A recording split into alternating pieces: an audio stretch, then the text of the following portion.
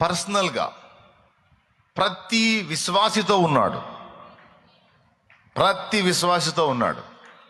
చాలాసార్లు మనం ఫీల్ అవుతాం, నాతో ఎవరు లేరు, నాకెవరూ లేరని. నేను ఆయన నీతో ఉన్నాడు. ఎనీ టైం నీతోనే ఉన్నాడు. ఎనీ టైం నీతోనే ఉన్నాడు. కాబట్టే నువ్వు ఎన్నిసార్లు వేదన పడి దేవా నాతో మాట్లాడు అంటే అన్నిసార్లు నీకు అందుబాటులోకి వచ్చి కరెక్ట్గా నీకు సంబంధించిన మాటలు నీకు అందించి నిన్ను ధైర్యపరిచాడు. ఎంతమంది ఒప్పుకుంటారు? కొన్నిసార్లు నీకు ఆశ్చర్యం కూడా, ఏదో ఆశువుగా నువ్వేదో ఆలోచనలు చేసుకున్నావు, అవి నెరవేరినాయి. నువ్వేదో చేసుకున్న ఆలోచనలు ఎలా నెరవేరినాయి అంటే నీ ఆలోచనలన్నిటినీ గమనించేవాడెవరో ఎనీ టైం నిన్ను అబ్జర్వ్ చేస్తున్నాడు. నెరవేర్చదగ్గవన్నీ నెరవేరుస్తున్నాడు, నెరవేర్చకూడని వాటిని అట్లా ఆపుతున్నాడు. ఆఖరికి తినే ఆహార పదార్థంతో సహా ఫలానా పదార్థం నేను తినాలని నీకు కోరిక కలిగితే అదే రోజు సాయంత్రానికి అది నీకు వచ్చేటట్టు చేస్తున్నాడు. తినే తిండి దగ్గర నుంచి సమస్త విషయాల్లో నీకు అందుతుంది అది ఆశ్చర్యంగా. నీకు ఎట్లా అనిపిస్తుంది అంటే, అరే నేను విచిత్రం ఉంది, నాకు అసలు నేను అనుకోలేదు, అసలు ఈరోజు పొద్దునేదో అట్లా అనిపించింది, అది ఎలా వచ్చింది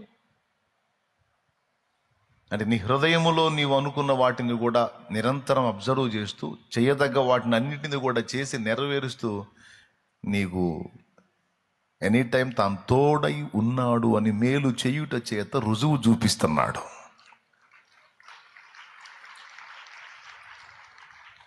ఎప్పుడు ఫీల్ అవ్వద్దు నేను సింగిల్ అని, ఎప్పుడు ఫీల్ అవ్వద్దు నేను ఒంటరని. ఎనీ టైం నిన్ను అబ్జర్వ్ చేస్తూ పిచ్చిగా నిన్నే ప్రేమిస్తూ గడియ ఒక క్షణం కూడా నిన్ను విడనాడకుండా నిన్ను గమనించే నా తండ్రి, నా ప్రభు ఎనీ టైం నీతో ఉన్నాడు. ఒక్క క్షణం కూడా, రేపు చెప్తాడు అక్కడ, ఒక్క క్షణము కూడా నేను నిన్ను మర్చిపోలేదు, ఒక క్షణము కూడా నీ మీద నుంచి నా దృష్టి మళ్లించలేదు నా కుమారుడా అంటాడు. అరే జన్మనిచ్చినటువంటి తల్లికి కూడా ఉండదు కదయ్యా. అమ్మ అందరి ప్రేమ కంటే ఎక్కువ ప్రేమ అమ్మది. అలాంటి అమ్మ కూడా కొన్నిసార్లు నన్ను వదిలేసిద్ది కదా, నువ్వు ఎట్లా కనిపెట్టావంటే మరి నేను రాయించలేదా యెషయా గ్రంథంలో, సియోను ప్రభువు నన్ను మరచి ఉన్నాడని అనుకొనుచున్నది, స్త్రీ తన గర్భమున పుట్టిన చంటి పిల్లను మరచునా, తన గర్భమున పుట్టిన బిడ్డను కరుణింపక మానునా, వారైనా మరచుదురు గాని నేను మరవను అన్నాను. మర్చిపోయావా? అబద్ధాలు ఆడతాను అనుకున్నావా? ఒక క్షణము కూడా నీవు భూమి మీద ఉన్నంత వరకు నిన్ను మరచిన రోజు లేదు. నా కుమారుడా, నా కుమారి అని యేసయ్య అంటే తెల్లముఖం వేసుకుంటావు రేపు. నిజమా తండ్రి?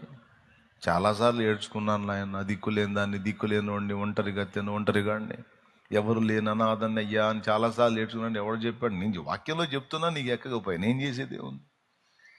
కానీ ఎనీ టైం నీ కోసమే, నీ వైపే. ప్రతిరోజు నీవు నాతో గడుపుతావని, నిద్ర లేచిన దగ్గర నుంచి మళ్ళీ నిద్రకు ఉపక్రమించేంత వరకు నీ వైపే చూస్తూ ఉంటాను నేను. పొద్దున్నే లేచి నువ్వు బ్రష్ నోట్లో పెట్టినప్పుడు మొహం కడుక్కొని వచ్చి మోకాళ్ళు వేస్తావేమో అనుకుంటా.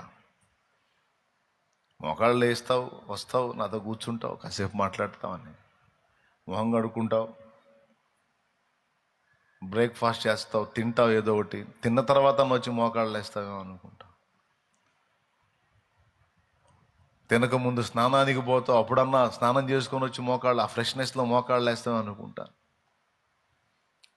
కొంతమంది మోకాళ్ళు వేస్తారు, చక్కగా స్నానం చేసుకొని వచ్చి ముందు ఫ్రెష్గా మోకాళ్ళు వేసి ప్రభువా అని కాసేపు గడుపుతారు, సంతోషం. అట్లా నువ్వు చేసే ప్రతి పని తర్వాత నువ్వు స్నానం చేసుకొని ఏదో తిని వెళ్ళిపోతావు. పోనీ లంచ్ బ్రేక్లోనన్నా కాసేపు నాతో కూర్చుంటావేమని చూస్తా. నీ ఫ్రెండ్స్తో కలిసి పిచ్చాపాటి మాట్లాడుతూ ఉంటావు. సరేలే, ఏదో బిడ్డ బిజీలో ఉన్నాడు, సాయంత్రం వస్తాడు కదా, వచ్చిన తర్వాత స్నానం చేసుకున్నప్పుడు కూర్చుంటాడు. మళ్ళీ సాయంత్రం దాకా కనిపెడితే మళ్ళీ సాయంత్రం కూడా వచ్చి ఫ్రెష్గా స్నానం చేస్తావు, ఏదో తింటావు, ఆ సెల్లో టీవీయో చూస్తావు, నిద్ర వచ్చింది. ఆ నిద్రకు ఉపక్రమించేటప్పుడే 2 మాటలు అనుకుంటావు. నేను పూర్తిగా నీతో మాట్లాడక ముందే నువ్వే 2 మాటలు చెప్పేసి వెళ్ళిపోతావు.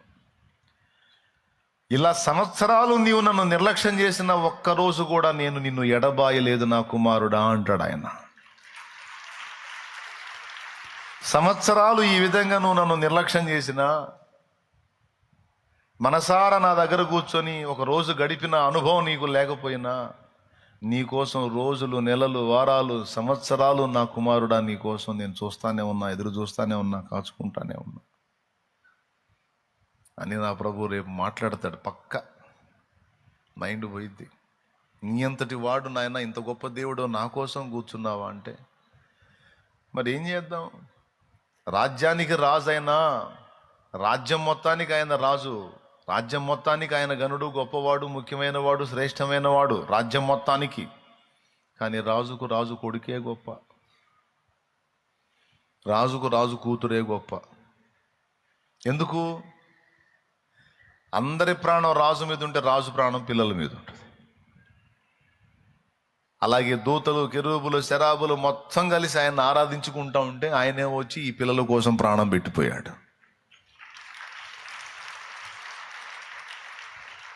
అందరికీ ఆయన గొప్ప అయితే ఆయనకేమో ఈ పిల్లలు గొప్ప. ఈ పిల్లలే మంచి పిల్లల, జిల్లాకు పిల్లలు. ఇందులో ఒకడు మంచోడు లేడు. నా వంటి నరుడొకడు నన్ను ప్రేమించిన నా వలన ఫలము గోరు. ఆహా, నీ వంటి పుణ్యాత్మునికి నాలాంటి పాపాత్ముడితో ఏం ఉపయోగం ఉంది నాయనా? నీకేం కొదువైన నన్ను నా కోసం వచ్చావయ్యా? నాకు అర్థమైంది. ఏమర్థమైంది? యేసు, నువ్వు నన్ను ప్రేమించావు, పాపినైనా నన్ను ప్రేమించావు, అంతే. నీ ప్రేమ నిష్కారణపు, నీ ప్రేమ ఇది, మరి వేరే హేతువు లేదు నాయడ. నిష్కారణపు నీ ప్రేమ ఇది, మరి వేరే హేతువు లేదు నాయడ. ఉన్న పాటున వచ్చు. ఏమంటే నిష్కారణపు ప్రేమ తప్ప ఇంకోటి ఏమీ లేదు నాయన. పిచ్చి మహారాజా, అమ్మా నన్ను ఎందుకే ఇంత ప్రేమిస్తావు? అమ్మా నన్ను ఎందుకే ఇంత ప్రేమిస్తావు? నువ్వు పెద్దోడు అయిన తర్వాత నన్ను ఉద్ధరిస్తావని ఆయన అని ఎప్పుడన్నా అమ్మ చెప్పిందా నీకు?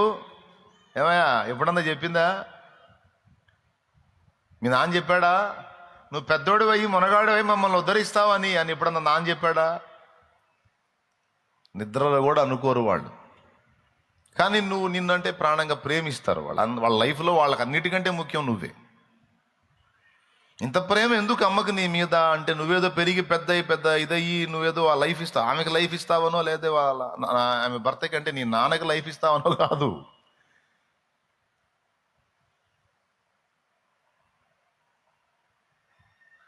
అమ్మ నిన్ను కన్నది గనుక ప్రేమ, ఆమె నుండి నువ్వు పుట్టావు గనుక నీ మీద వాత్సల్యం ఏర్పడింది. అది విషయం.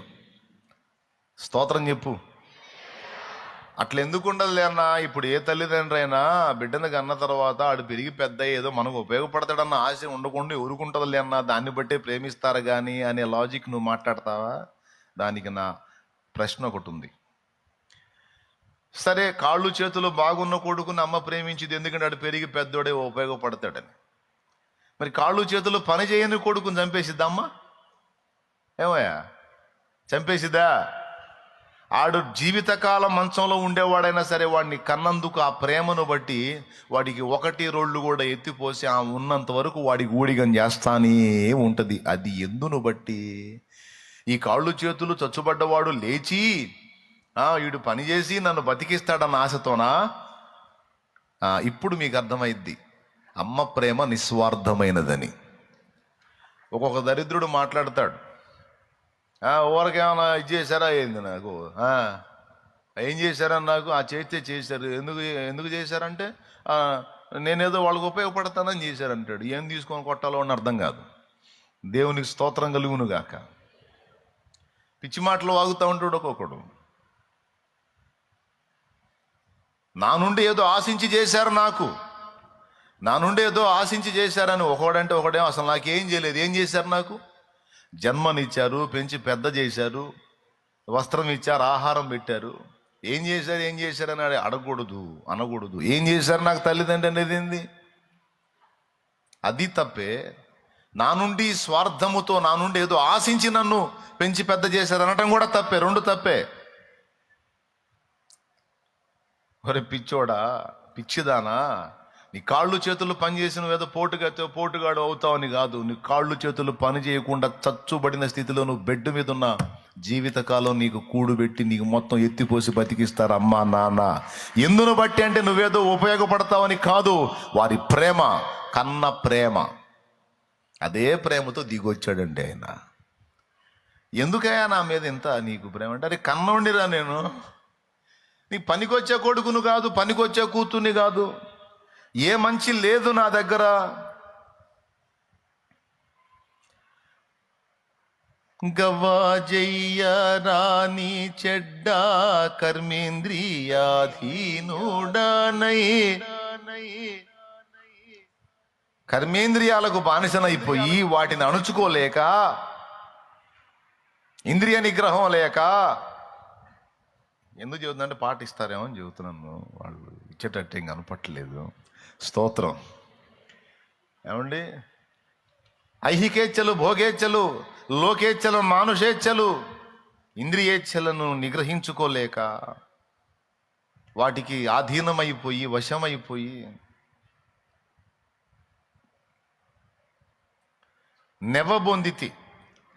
తవ్వుచున్న కొలది పెరుగు తరుగదు నా పాపరాశి.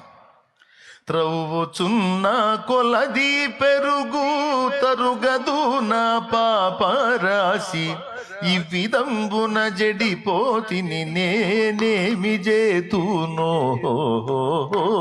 త్రాహిమాం క్రీస్తునాథ దయచూడరవే. త్రాహిమాం క్రీస్తునాథ దయచూడరవే. నేను దేహియనుచు నీ పాదములే దిక్కుగా చేరీతి నిపుడు. త్రాహిమాం క్రీస్తునాథ దయచూడరవే. స్తోత్రం. భక్తుడు యథార్థంగా ఒప్పుకుంటున్నాడు, తవ్వుచున్న కొలది పెరుగు తరుగదు నా పాపరాశి. మరి ఇంత పాపాల పుట్టలాగున్న నా బతుకు ఎంత ప్రేమించావు నాయనా, చచ్చిపోయావేంది తండ్రి నా కోసం. దీన్ని బట్టి అర్థం చేసుకోవాలి బిడ్డలారా, దేవుడు నిన్ను చనిపోవునంతగా ప్రేమించాడు. ఎందుకంత శ్రద్ధ నువ్వంటే ఆయన కన్నవాడు గనుక. అదేంది నన్ను కన్నదే మా అమ్మ కదంటే, మీ అమ్మ కడుపులో వేసింది ఆయనే గనుక. అమ్మ కంటే కూడా ఎక్కువ శ్రద్ధ ఆయనకి. అర్థమైందా? ఇప్పుడు ఎవరన్నా ఫీల్ అవుతారా ఇక నేను సింగిల్ అని? ఎప్పుడు అలా ఫీల్ అవ్వద్దు. ఎందుకంటే ఆయనే చెప్పాడు, యుగ సమాప్తి వరకు సదాకాలము నేను మీతో కూడా ఉన్నాను, ఉంటాను, ఉండబోతున్నాను. అల్లా ఉన్నాను అన్నాడు. ఉండబోతున్నాను అంటే భవిష్యత్తులో జరిగిద్ది. ఉంటాను అది కూడా తర్వాతే. ఆ రెండు అల్లా ఉన్నాను.